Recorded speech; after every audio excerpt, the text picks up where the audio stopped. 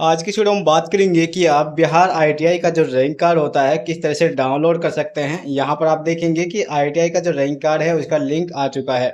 सबसे पहले डाउनलोड करने के लिए आपको क्या करना है, आपको इस वेबसाइट पर आना है जो कि आप यहाँ पर देख पा रहे होंगे। इस पर आने के बाद आपको एक ऑप्शन मिलेगा, यहाँ पर देखेंगे तो आपको डाउनलोड सेक्शन में, ठीक है। इसके अंदर एक कॉलम आपको मिलेगा ये वाला, rank card of ITI CAT 2024। ये वाले ऑप्शन पर आपको पहले वाले ऑप्शन पर क्लिक करना है। क्लिक करने के बाद आप देखेंगे कि आपके सामने इस तरह का इंटरफेस देखने को मिलेगा। यहाँ पर बताया गया है कि आप यहाँ पर रैंक कार्ड डाउनलोड कर सकते हैं।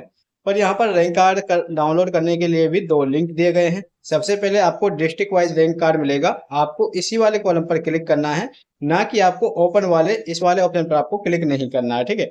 आपको डिस्ट्रिक्ट वाले ऑप्शन पर क्लिक करना है, डिस्ट्रिक्ट वाइज वाले ऑप्शन पर। इस पर जैसे ही क्लिक करेंगे तो आपके सामने एक नया इंटरफेस आ जाता है। अब आप देखेंगे आपके सामने एक ऑप्शन आएगा, एंटर योर रोल नंबर और डेट ऑफ बर्थ। आपको ये दो कॉलम देखने को मिलेंगे। सबसे पहला है रोल नंबर फिल करने का और दूसरा है डेट ऑफ बर्थ फिल करने का। आपका जो रोल नंबर आपको मिला हुआ है आपको वो यहाँ पर टाइप करना है। टाइप करने के बाद जो भी डेट ऑफ बर्थ है आपको इस कॉलम के अंदर अपनी भर देनी है। ध्यान रहे कि यहाँ पर जो आप डेट ऑफ बर्थ फिल करेंगे वो आपका फॉर्म के अनुसार होनी चाहिए। तो चलिए हम डेट ऑफ बर्थ भी फिल कर देते हैं। अब जैसे ही आप यहाँ पर अपनी डेट ऑफ बर्थ फिल कर लेते हैं तो आपको एक ऑप्शन मिलेगा शो रैंक का, आपको इस पर क्लिक करना है। अब क्लिक करने के बाद आपका जो रैंक कार्ड है यहाँ पर कुछ इस तरह से दिखाई देता है। यहाँ पर आपका रोल नंबर, नाम, आपका माँ का, पिता का, सारा कुछ यहाँ पर दिखाई देता है और आपने कौन सी कैटेगरी से अप्लाई किया है यहाँ पर शो किया जाता है। नीचे आपको देखेंगे तो एक ऑप्शन मिलेगा आईटीआई नेम, यानी कि आपका डिस्ट्रिक्ट नेम क्या है आईटीआई का वो यहाँ पर आपको शो करेगा। यहाँ पर आप देखेंगे कि आपका रैंक है जो यहाँ पर दिखाया जाता है, यानी कि आपको जनरल कोटे से कितनी रैंक मिली है। आपको जनरल से 690 रैंक मिली है, ठीक है। और इसके बाद ईबीसी की बात की जाए तो ईबीसी के अंदर आपको 296 रैंक मिली है। अब दोस्तों यहाँ पर जो आपके रैंक होते हैं इसके हिसाब से ही आपको ट्रेड मिलती है। अब आप यहाँ पर कौन कौन सी ट्रेड अप्लाई कर सकते हैं वो आपको अपनी रैंक के हिसाब से पता करना है। जैसे कि आपको बहुत सारी रैंक मिलेंगी और इसी के हिसाब से आपको अपनी ट्रेड चॉइस करनी है, जैसे कि diesel mechanic, fitter, welder, electrician, wireman. यहाँ पर बहुत सारी ट्रेड है, आपको चॉइस कर लेनी है और अपने हिसाब से जो आपको रैंक मिली है उसी हिसाब से आपको वहां पर फिल करनी है और उसी हिसाब से आपको ट्रेड मिलेगी। जितनी ही आपकी रैंक होगी उसी हिसाब से आपको आपकी ट्रेड मिलती है। अगर आप इस अपने रैंक कार्ड को प्रिंट करना चाहते हैं तो एक ऑप्शन मिलेगा आपको प्रिंट करने का। आपको इस प्रिंट वाले ऑप्शन पर क्लिक करना है और इसके बाद ये आपका प्रिंट हो जाता है। आप चाहें तो इसका स्क्रीनशॉट लेकर भी अपने पास रख सकते हैं, ये आपको आईटीआई में दिखाना होगा।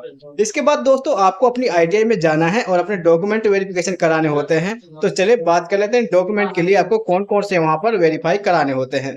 देखिए यहाँ पर डॉक्यूमेंट की जो लिस्ट है वो भी बहुत ही बड़ी हो जाती है। यहाँ पर आप देखेंगे तो सबसे पहले आता है कि आपने अपनी जिस भी क्वालिफिकेशन से अपना फॉर्म भरा है, जैसे कि आपने अपना क्वालिफिकेशन है वो आपका 10वीं पास है तो आपको 10वीं का यहाँ पर आपका प्रमाण पत्र चाहिए। सबसे पहले आपको अपनी 10वीं की जो मार्कशीट होगी वो आपको यहाँ पर लेके जानी है। इसकी एक फोटो कॉपी आपके पास होनी चाहिए। अगर आपने फॉर्म 12वीं से पास किया है यानी कि फिल किया है तो आपको 12वीं, और 8वीं से यानी कि फिल किया है तो 8वीं का आपको सर्टिफिकेट होना जरूरी है। इसके बाद एक ऑप्शन आता है मूल जाति प्रमाण पत्र, इसे हम बोलते हैं जाति प्रमाण पत्र या कास्ट सर्टिफिकेट। ये आपका कास्ट सर्टिफिकेट होता है दोस्तों, ठीक है। आपको ये भी अपनी आईटीआई में लेकर जाना है डॉक्यूमेंट वेरिफिकेशन के। इसके बाद आता है करेक्टर सर्टिफिकेट, इसे हम इंग्लिश में करेक्टर सर्टिफिकेट और हिंदी में चरित्र प्रमाण पत्र बोलते हैं, तो ये भी आपको लेकर जाना है। इसके बाद आपको अपना रेजिडेंस यानी कि मूल आवासीय जहां पर आप रहते हैं वो इसका एक प्रमाण पत्र होता है, वो भी आपको लेकर जाना है। इसके बाद आधार कार्ड। इसके बाद आपको बिहार का जो भी आपको एडमिट कार्ड है वो आपको ओरिजिनल लेकर जाना है।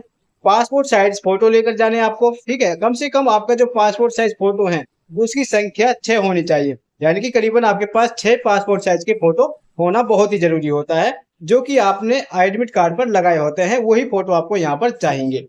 इसके बाद आपका मेरिट कम काउंसलिंग लेटर है वो आपके पास होना चाहिए। आपके वेरिफिकेशन है जो डॉक्यूमेंट के लिए कराए जाते हैं तो आपको अपने फॉर्म के जो डॉक्यूमेंट है उसकी स्लिप भी यहाँ पर होनी चाहिए, ठीक है। आपका यहाँ पर बायोमेट्रिक भी डॉक्यूमेंट वेरिफिकेशन किया जा सकता है। दोस्तों इस तरह से आप अपना मेरिट लिस्ट डाउनलोड करेंगे, अपनी काउंसलिंग करेंगे और इसके बाद डॉक्यूमेंट वेरिफिकेशन करा लेना है।